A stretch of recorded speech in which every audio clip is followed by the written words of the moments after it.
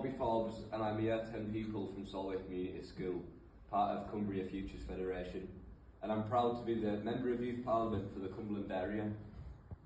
I'm particularly pleased to have been given the opportunity to speak to you today, as I'm hoping I could shed some light on an invisible learning disability that is impacting the progress of learners across the county, learners in your schools and learners like me. Before I get into the thick of it, I wanted to share with you a little secret about myself. I have a secret superpower that everyone has, but not many people choose to use. My superpower is that I can speak to hundreds of people in a room at once and educate them about water safety using RNLI materials and voicing my opinions to help decision makers make better choices so we can move forward and support young people. Although I use my superpowers, some young people don't use their own. This is because they have not been given the confidence to use them, or they have not yet discovered them. So I see it as my job to project their voices to help impact positive change in our communities. I can stand here today and speak to you with confidence, with composure, and with the knowledge that I can get my point across to you. But if you asked me to write it all down, I'd probably fall to pieces. The person on the written page would not be a true reflection of the person you see standing here today. I have dyslexia. In the dictionary, dyslexia is described as the following: a learning difficulty that primarily affects the skills involved in accurate and fluent word reading and spelling. Features of dyslexia are difficulties in sound awareness, verbal memory, and verbal processing speed. Dyslexia occurs across a range of intellectual abilities. I don't see dyslexia as a disability. I see it as another superpower. As for many of us with dyslexia, reading and writing can be a daily struggle, but the right mindset, resources and support, hope is among us.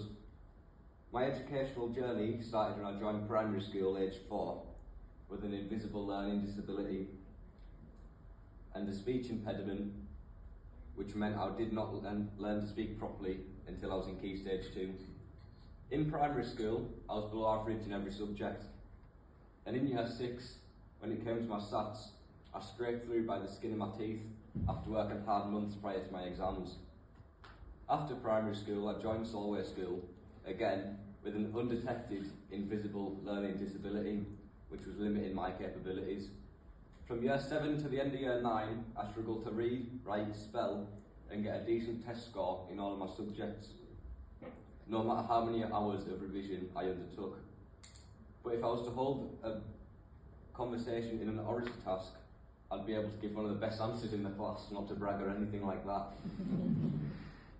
The next part of my journey was when I moved to the start of Year 10, and I was taught by one of the most understanding and supportive teachers, David Henderson.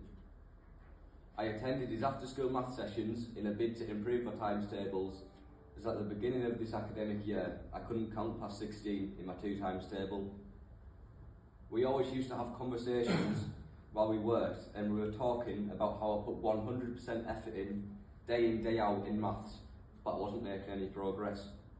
We took it to Google, and dyslexia came up as a possible cause of all my troubles.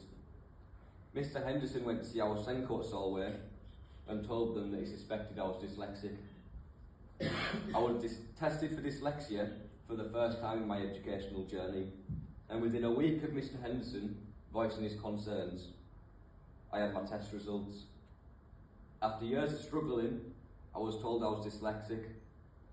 I had years where I could have been receiving support and being able to reach an average state of intelligence on paper, but I'd been failed by the lack of knowledge and funding given to schools around all special educational needs and neurodiversities.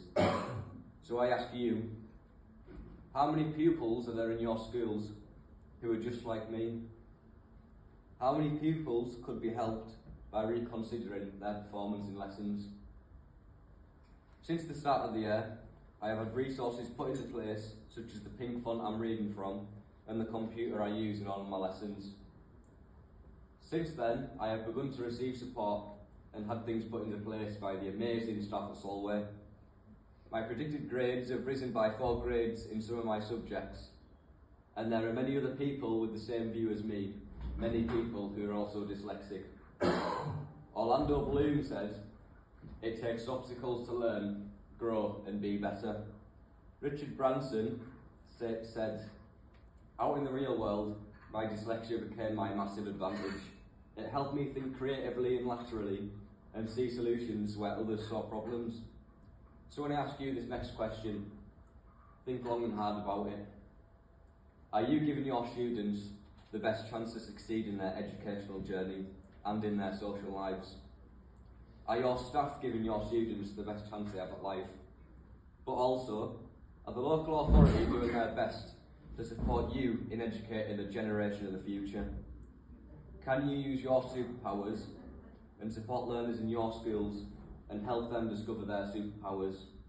Can you support learners like me and learners from future generations? Thank you.